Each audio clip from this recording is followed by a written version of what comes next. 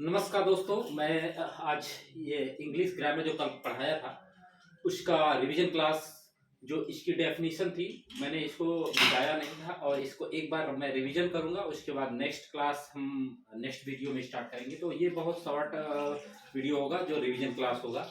तो चलिए, सबसे पहले हमने कल बात किया था लैंग्वेज के बारे में। तो एक्चुअली हमें पढ़ना क्या है? इंग्लिश पढ़ना है। तो इंग्लिश होता क्या है इसके बारे में जानेंगे। तो इंग्लिश क्या है? एक भाषा है। जैसे हिंदी एक भाषा है, उसी तरह इंग्लिश भी एक भाषा है। तो हम हिंदी की बात करें तो हिंदी में हमें बहुत आसान होता है एक दूसरे की बातों को, एक दूसरों की भावनाओं को, एक दूसरे के विचारों को, एक दूसरे को जो कुछ भी बात हम कम्युनिकेशन करते हैं, ओके, कोई संदेश का आदान प्रदान करते हैं, कोई बात, अपनी बात दूसरे तक पहुंचाना या दूसरों की बात को खुद जानना, ये किस तरह से हमें सबसे आसान किस में लगता है? हिंदी में। क्यों? क्योंकि हमारा जो बेसिक जो लैंग्वेज, जो मातृभाषा है वो हिंदी है और हमेशा हिंदी बोली जाती है। हिंदी के हम बीच में रहते हैं, इसलिए हिंदी हमें बहुत आसान लगती है। उसी तरह ये इंग्लिश ग्रामर है। एक्चुअली इंग्लिश का सभी लोग, आप लोगों को मालूम होगा कि इंग्लिश का कितना महत्वपूर्ण है हमारे दैनिक जीवन में। तो इंग्लिश को अगर जानना है तो सबसे पहले इसके जो रूल्स होते हैं, खास करके इसके जो व्याकरण होते हैं इंग्लिश के भी, बिना व्याकरण का कोई भी लैंग्वेज हम उसको समझ नहीं सकते। तो व्याकरण को हम समझेंगे। तो व्याकरण को समझने के पहले ये क्या है? इंग्लिश एक भाषा है, मैंने कल भी बताया था। और भाषा क्या होता है? एक माध्यम होता है। किस चीज के लिए? बात करने का, या कोई मैसेज, या तो आप बात करिए रिटन में, या तो बात करिए आप बोलकर। हम अपनी बातों को एक दूसरे के पास कैसे पहुंचाते हैं? या तो बोल के पहुंचाते हैं, या तो लिख कर। तो यही माध्यम होता है ना। तो हमारे बात करने का जो मीडियम होता है वही क्या कहलाता है? लैंग्वेज होता है। तो इसका हम जो डेफिनेशन, जिसकी परिभाषा, जैसे मान लो अगर कोई आपसे इसका एकदम सिंपल एक लिटरली आपसे अगर कोई डेफिनेशन पूछे तो आप क्या बताओगे कि language is a medium. Language क्या है?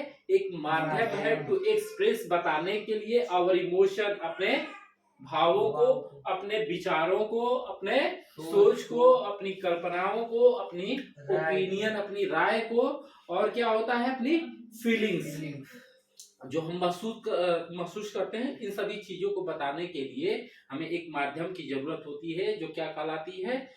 लैंग्वेज। अब वो माध्यम, कोई भी लैंग्वेज कितने होती है? अनंत है। बहुत सारी लैंग्वेज, जैसे हिंदी हुआ, इंग्लिश हुआ, भोजपुरी हुआ, बंगाली हुआ, आप विदेशों में और भी स्पेनिश, चाइनीज, मतलब बहुत से ऐसे लैंग्वेज है। तो बहुत सी ऐसी लैंग्वेज जो भारत की ही लैंग्वेज है, लेकिन उसको हम क्या करते हैं, जब उसको जानने की बात आती है तो हम एकदम ब्लैंक हो जाते हैं।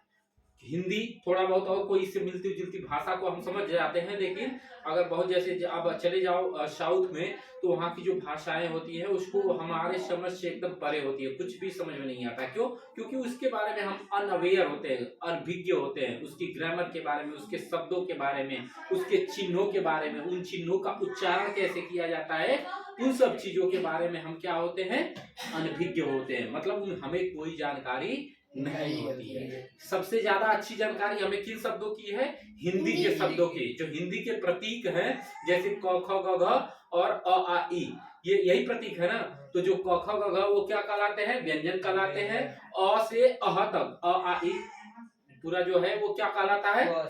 स्वर कहलाता है। तो हिंदी में जैसे स्वर और व्यंजन होते हैं, उसी से मिलकर इन स्वर और व्यंजन का जो कॉम्बिनेशन होता है, उसी से मिलकर किसका निर्माण होता है? शब्दों का निर्माण होता है। शब्द बनते हैं। शब्द ऐसे बन जाएंगे? नहीं। शब्द क्या होते हैं? ए ग्रुप ऑफ लेटर्स। किसका? ग्रुप ऑफ लेटर्स, ठीक ना? Group of letters having a complete meaning. उनका अरेंजमेंट सही जगह पे होना चाहिए। जो लेटर्स होते हैं, जैसे मान लो 5 लेटर्स है, कोई एप्पल है, A double P L E. अब मान लो इसको हम L P A L double P E A कर दे तो उसका कोई अर्थ निकला? नहीं। लेकिन उसका अरेंजमेंट, व्यवस्था, उसका सबसे पहले ए लिखना है, उसके बाद डबल पी लिखना है, उसके बाद एल लिखना है, उसके बाद ई लिखना है। तो इस तरह से एक शब्द का निर्माण हो जाता है। और इसमें कौन से 2 वर्ड है? एक स्वर है और एक स्वर और वावल्स। इंग्लिश में क्या वावल्स बोलते हो ना? इंग्लिश में क्या बोलते हो स्वर को? वावल्स। वावल्स नहीं, वावल्स। क्या बोलोगे? वावल्स। और कॉन्सोनेंट होता है व्यंजन, जैसे B, C, D, F, G, H, J, के, ये क्या हुआ? कॉन्सोनेंट हुआ। तो इसी कॉन्सोनेंट और वाउल्स को मिलाकर शब्दों का निर्माण होता है। तो आप कैसे बताओगे? Language is a medium to express our emotion, ideas, thoughts, imagination and opinion, etc। Okay, यही परिभाषा होगी। दूसरी जो है, दूसरी क्या है? इसके बाद हम क्या पढ़ना था? हाँ, अब देखो, ये कोई भी जो भाषा होती है बाबू ना, तो इस भाषा को पढ़ने के लिए हमें कुछ चिन्ह होते हैं, इन भाषाओं के कुछ चिन्ह होते हैं, प्रतीक होते हैं, सिंबल्स होते हैं। कोई भी भाषा कब हम सीख पाते हैं? जब उसके सिंबल्स को जानेंगे। जैसे हम हिंदी की जो सिंबल्स है वो क्या है? क ख ग घ अ आ। तो जब हम क ख ग घ और अ आ के बारे में पूरी जानकारी होती है, तभी तो हम पढ़ पाते हैं, किताब पढ़ पाते हैं, या कोई कुछ बोले तो उसको लिख पाते हैं। जैसे मैं कहूँ माता पिता, तो माँ मतलब म आ का मात्रा, ये तुम्हें जानकारी हो गई कि नहीं? ये दोनों बातों की जानकारी, दोनों प्रतीक तुम्हें मालूम है ना? सिंबल्स इसके क्या होते हैं? म का क्या होता है और आ का मात्रा का क्या होता है? तभी तो माँ और तब आ का मात्रा लगाते ता, तभी तो जानकारी हो पाती है, लिख पाते हो। अगर तुम्हें प्रतीक मालूम ही नहीं होता कि म कैसे लिखा जाता है, उस पे आ का मात्रा कैसे लिखा जाता है, तो क्या तुम कर पाते? लिख पाते माता पिता? या बोल पाते? कहीं लिखा होता तो उसको पढ़ पाते? नहीं ना। तो सेम वही है बेटा, इंग्लिश के भी अपने कुछ सिंबल्स होते हैं, जिसको हम क्या बोलते हैं? अल्फाबेट्स बोलते हैं या लेटर्स बोलते हैं। क्या बोलते हैं? अल्फाबेट्स या लेटर्स। ये कितने होते हैं? 26 होते हैं। 26 होते हैं, मैंने बताया था। वो क्या बताया था? सिंबल्स कितने होते हैं? 26 होते हैं। उसमें 26 में वाउल्स कितने होते हैं? स्वर कितने होते हैं? 5 होते हैं। वो कौन होते हैं आयुष, तुम बताओ। गुड। और बाकी जो बचे कितने बच गए? 21। वो 21 क्या कहलाते हैं? कंसोनेंट। इसको भी सही से, इसका प्रोनाउंसिएशन बहुत जरूरी है कि किस तरह से प्रोनाउंसिएशन करना है। प्रोनाउंसिएशन बोलते हो तुम लोग ना, प्रोनाउंसिएशन नहीं बोलना, इसको प्रोनाउंसिएशन क्या बोलोगे? Pronunciation, pronunciation. Okay, pronunciation, pronoun कौन बोला है? प्रोनाउंसिएशन, सीएशन बोलो एक बार, बोलो प्रोनाउंसिएशन मेरे साथ बोलो, एक साथ बोलो, प्रोनाउंसिएशन। सीएन क्या होता है? प्रोनाउंसिएशन। तो इसका तुम प्रैक्टिस करो, जितनी बार बोलोगे ना, प्रैक्टिस करोगे, तो ये तुम्हारे लफ्ज जो है वो टूटेंगे और तुम उसका क्या कर पाओगे? क्या? उच्चारण। ठीक ना? प्रोनाउंसिएशन जो है अच्छे तरीके से कर पाओगे। सही जो शब्दों का उच्चारण, सही शब्दों को, मतलब शब्दों को सही पढ़ना आना चाहिए। किसी भी तरह उल्टा सीधा पढ़ दिए तो वो सही तरीका नहीं होता है। Okay, if you want to become a good speaker, if you want to become a good aware about the English, then you have to well aware about the pronunciation of the words. अगर तुम बोलना चाहते हो, अच्छा एक ज्यादा बनना चाहते हो किसी भी भाषा में, तो उसके जो सिंबल्स होते हैं, उन सिंबल से जो कॉम्बिनेशन होते हैं, जो वर्ड्स बनते हैं, उसका प्रोनाउंसिएशन तुम्हें आना बहुत जरूरी है। कैसे किसी वर्ड को प्रोनाउंस किया जाए। ओके, प्रोनाउंसिएशन का तरीका अगर तुम्हारा गलत है तो तुम्हारी जानकारी होते हुए भी तुम जीरो। ओके, तो ये क्या हो गया? Symbols A E I O U. और कॉन्सोनेंट क्या हो गए? कॉन्सोनेंट क्या हो गए? बाकी B C D F G H J K L M N P Q R S T V W X Y Z, these are the 21 consonant, and a e i o u are 5। Total कितने? 5 are the vowels। क्या होते हैं? vowels। तो आप समझ गए? कोई दिक्कत नहीं। तो क्या बनेंगे? इस लेटर्स को इन वाउल्स और कॉन्सोनेंट से ही मिलाकर क्या बनते हैं?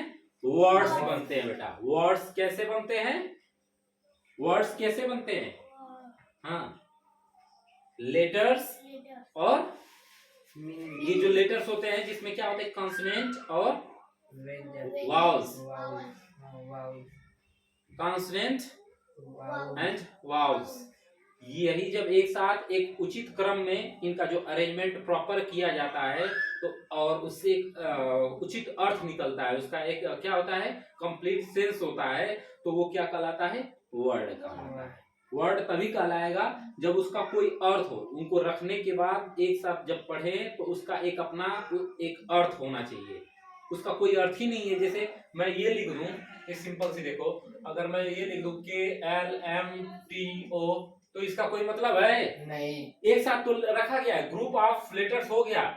देखो ये भी तो लेटर्स हैं, ये वाउल्स हो गया, ये बाकी 4 कॉन्सोनेंट्स हैं, लेकिन ग्रुप तो बन गया, लेकिन इसका कोई अर्थ निकल रहा है नहीं। तो ये वर्ड हुआ क्या? नहीं, वर्ड नहीं हुआ, ये गलत है। अगर यही मैं कहूं MOON, अब ये देखो M क्या है? कॉन्सोनेंट, डबल O क्या है? वाउल्स, N क्या है? कॉन्सोनेंट। लेकिन इनका जो अरेंजमेंट है वो सही है, पहले M है, उसके बाद डबल O है, उसके बाद N है, तो ये मून पढ़ा जाता है। क्या पढ़ा जाता है? मून का अर्थ होता है चांद। ओके, तो ये एक क्या हो गया? वर्ड कहलाएगा। बात समझ गए बेटा? अब इन्हीं वर्डों के साथ, अब ये जो वर्ड है, कई वर्ड एक साथ मिल जाते हैं। जैसे मैं चंद्रमा पर रहता हूँ, मैं चंद्रमा पर रहता हूँ, तो I live on moon, I live on moon, I live on moon. ये क्या हो गया? देखो, I live on moon, I live on moon. तो देखो ये क्या हुआ? आई मतलब मैं।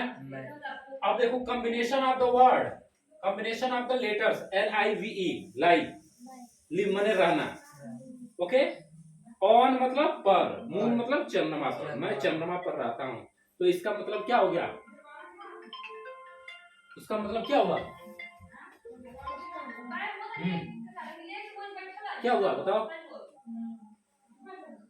ये एक देखो ग्रुप ऑफ वर्ड्स बने कि नहीं? ये देखो, एक वर्ड ये हो गया, एक वर्ड ये हो गया, एक वर्ड ये हो गया, एक वर्ड ये हो गया, हुआ कि नहीं? सबका अपना अपना अर्थ है ना? आई का भी अर्थ है, लीव का भी अर्थ है, ऑन का भी अर्थ है, और मून का भी अर्थ है। और इनका अरेंजमेंट सबसे बड़ी बात है कि सही जगह रखा गया है। सबसे पहले क्या होना चाहिए? सब्जेक्ट होना चाहिए है, उसके बाद वर्ब होना चाहिए, वर्ब यहाँ पे है, ऑन ये प्रीपोजिशन क्या कहलाता है? प्रपोजिशन, उसके बाद ऑब्जेक्ट मून।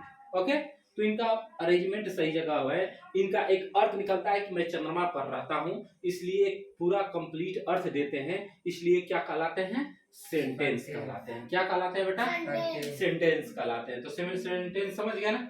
तो अभी मैं एक बार दोबारा आप लोगों को वर्ड का फॉर्मेशन, उसका डेफिनेशन, और उसके बाद सेंटेंस का डेफिनेशन, और सेंटेंस उसके बाद कितने प्रकार के होते हैं, इसका डेफिनेशन में, और ये सारी चीजें आप लोगों को नेक्स्ट वीडियो में बताऊंगा। ओके, यहाँ तक क्लियर है?